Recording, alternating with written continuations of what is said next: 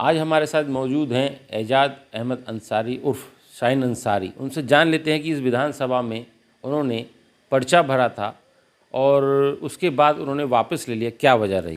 जी देखिए, वजह ये रही कि जो हमारे अल्पसंख्यक समाज के ज़िम्मेदार साथी थे और ख़ास करके पासमानदा समाज के ज़िम्मेदार साथी और हमारे जो अंसारी समाज है, लगभग हमारे अंसारी समाज का यहाँ पे 70,000 वोटर हैं इस विधानसभा के अंदर। वैसे तो ज़िले में 3 लाख वोटर्स हैं।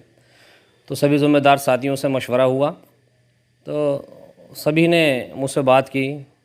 अलग अलग बहुत सारे ऐसे लोग थे जो कि जनप्रतिनिधि हैं, पूर्व में भी जनप्रतिनिधि रहे हैं। तो सब ने यही कहा कि इस वक्त जो मौका है वो भारतीय जनता पार्टी के साथ खड़ा होने का है, क्योंकि अगर अल्पसंख्यक समाज को मुख्य धारा से जोड़ने का अगर कोई पार्टी काम कर सकती है तो भारतीय जनता पार्टी कर सकती है।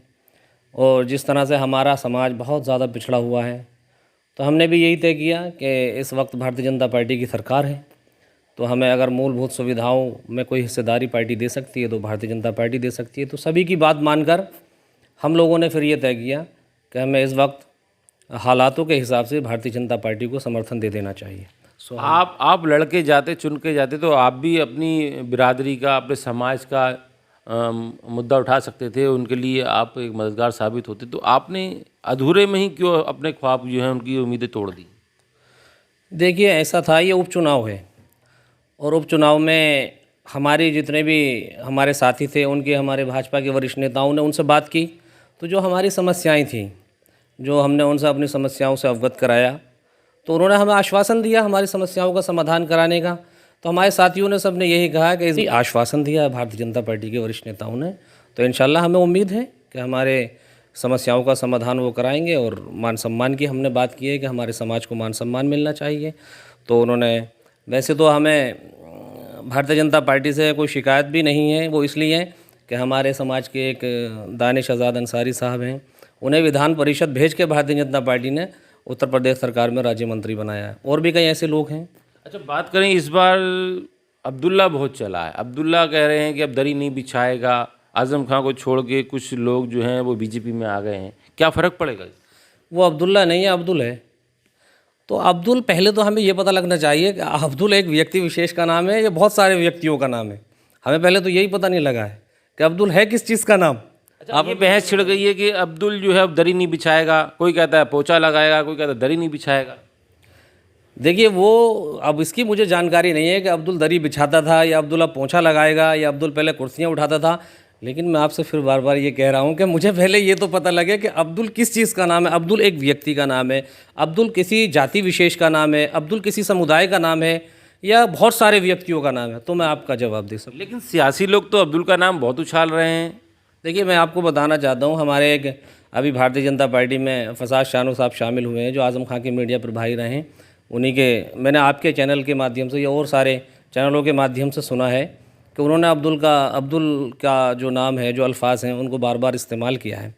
तो देखिए, उन्होंने ये भी कहा है कि अब्दुल की पहचान मैंने बनाई है। तो देखिए, अब्दुल, अगर वो ये चाहते हैं और उनका उद्देश्य ये है कि अब्दुल का मतलब मुसलमान है, या और जितने भी लोग अब्दुल का नाम ले रहे हैं, तो मैं मुसलमान की हैसियत से ये बताना चाहता हूँ, मैं भी एक मुसलमान हूँ।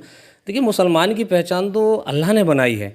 रही राजनीतिक पार्टियों की बात, तो ये तो आदमी एक अपनी दुनियादारी के लिए या अपनी लोगों की सेवा के लिए आगे बढ़ सकता है राजनीतिक क्षेत्र में। लेकिन पहचान का मतलब तो भाई, भारतीय जनता पार्टी पैसे ही अल्पसंख्यक समाज को साथ लेकर चल रही है। उन्होंने पहले ही पसमानदा मुस्लिम समाज की एक मुहिम चला रखी है पसमानदा समाज को जोड़ने के लिए, तो उससे कोई इतना फ़र्क पड़ता नहीं है, कोई वो इतना बड़ा विषय है नहीं। तो लगता है कि इस बार आज़म खां को मात दे के और बीजेपी की सीट जो है वो काबिज हो जाएगी रामपुर में। आज़म खां का जो गढ़ है उसको कहीं ना कहीं भेद लगाने की कोशिश है। देखिए, वक्त सदा एक सा नहीं रहता। और मैं आपको बताऊं इस विषय में, आसिम राजा साहब जो समाजवादी पार्टी के प्रत्याशी हैं, वो बार बार एक ही बात कहते हैं कि ये आज़म खां का शहर है, आज़म खां ने यहाँ पे मोहब्बत बांटी है और यहाँ लोग मोहब्बत से ही उसका जवाब देंगे। तो मैं आपके चैनल के माध्यम से उन्हें ये बताना चाहता हूँ कि शहर किसी व्यक्ति विशेष का नहीं होता है। मुझे ऐसा लगता है कि आसिम राजा साहब ज़हनी तौर पे अभी गलतफहमी का शिकार हैं। हम आज़ाद मुल्क में रह रहे हैं, तो आज़ाद मुल्क में शहर किसी व्यक्ति विशेष का नहीं हो सकता। दूसरी बात, जो वो ये कहते हैं कि मोहब्बत बांटी, अगर मोहब्बत बांटी होती तो फिर वो, मैं आपके टॉपिक पर आता हूँ, अब्दुल छोड़ के नहीं जाता आज़म खां को। ये आपने बहुत बड़ी बात कह दी कि मोहब्बत बांटी होती है, लेकिन कुछ लोग ये भी कह रहे हैं, समाजवादी वाले भी ये कह रहे हैं, आज़म खान ने भी कहा कि अब्दुल अपने मफाद के लिए गया, उस पर मुकदमे थे वो तब गया, अपनी बचाने के लिए गया अब्दुल। अब ये देखिए, इसकी तो मुझे जानकारी नहीं है, लेकिन अगर मोहब्बत होती तो अब्दुल की बात नहीं है। अब्दुल के साथ साथ और बहुत से ऐसे समाजवादी पार्टी के नेता हैं, तो क्या सभी ने पार्टी छोड़ दी, सभी चले गए? मुझे तो ऐसा लगता है कि जो आसिम राजा साहब हैं उनके अलावा और आज़म खां के अलावा, अब्दुल्ला आज़म साहब के अलावा सभी लोगों ने, जितने भी समाजवादी पार्टी के एक स्तंभ माने जाते थे, वो अच्छे कार्यकर्ता थे, जिनका हम सुनते थे फ़लाने खां आज़म खां के बहुत करीबी हैं, जैसे शाहज़ेब खां हुए, और बहुत सारे ऐसे लोग हैं उनके, सभी भारतीय जनता पार्टी में शामिल हो गए। तो लगता है कि जब आज़म खां की नैया डूबती दिख रही तो सब लोग भागने लगे। देखिए, ये तो नैया का तो ये है मामला कि वक्त सदा एक सा नहीं रहता है, और मैं चाहता हूँ, मेरा भी ये गुजारिश है जनता से, और जनता को ये चाहिए, रामपुर की आवाम को अपनी तरक्की के लिए, अपने मुस्तकबिल के लिए परिवर्तन तो करना चाहिए। देखिए, जब हम आज भारतीय जनता पार्टी की सरकार है और जो रामपुर की तरक्की है, जो रामपुर के मसलों मसाइल हैं, फैक्ट्रियों का मामला है, रोज़गार का मामला है, तो भारतीय जनता पार्टी की सरकार है, तो अपोजिशन में जो लोग बैठे हैं वो तो हमारा भला कर नहीं सकते, रामपुर की आवाम का भला कर नहीं सकते। तो भारतीय जनता पार्टी रामपुर की तरक्की के लिए काम कर सकती है, युवाओं के रोज़गार के लिए काम कर सकती है, हमारे जो बच्चे हैं उनके मुस्तकबिल के लिए अच्छा काम कर सकती है। इसलिए हम लोगों को सबको भारतीय जनता पार्टी के साथ आना चाहिए, भारतीय जनता पार्टी ही हमें आगे बढ़ा सकती है। तो ये थे हमारे साथ निर्दलीय प्रत्याशी, जिन्होंने कहा कि मैंने भारतीय जनता पार्टी को इसलिए समर्थन दिया है कि वो सरकार में है, और सरकार में ही जो व्यक्ति जीत के जाता है वही क्षेत्र का विकास कर सकता है। अब देखना हुआ कि भारतीय जनता पार्टी की सीट अगर जीत कर जाती है तो रामपुर में कितना विकास होगा।